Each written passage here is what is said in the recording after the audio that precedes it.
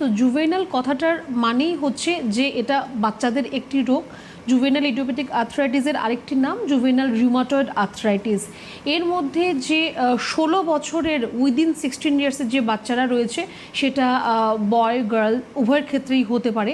তো তাদের ক্ষেত্রে যে আমাদের স্মল জয়েন্টসগুলো যেগুলো রয়েছে, সেই স্মল জয়েন্টসগুলোর মধ্যে স্টিফনেস চলে আসে, সোয়েলিং হয়ে যায়, পেইন থাকে, মানে আপনার ছোটো ছোটো জয়েন্টগুলো ফুলে যাবে বা সেগুলো আড়ষ্ট হয়ে থাকবে। আপনি সকালে ঘুম থেকে উঠে হয়তো দেখবেন যে বাচ্চারা হাতগুলো ঠিকভাবে মুভমেন্ট করতে পারছে না, ফুলে যাবে, লাল হয়ে যাবে, জায়গাটা র্যাশেসের মতো মনে হবে, ব্যথা থাকবে। তো এই সমস্যাগুলো কিছুটা কিন্তু জেনেটিক। যদি তার মা বাবার মধ্যে এই সমস্যাটি থাকে তাহলে তার মধ্যে হতে পারে।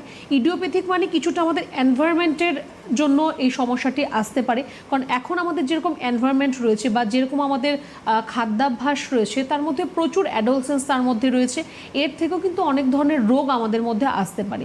এবার এই যে জুভেনাল ইডিওপ্যাথিক আর্থ্রাইটিস, এই সমস্যাটি আপনার মধ্যে কিছু মাস থাকতে পারে বা তার থেকে কিছু বছর পর্যন্তও কিন্তু থাকতে পারে।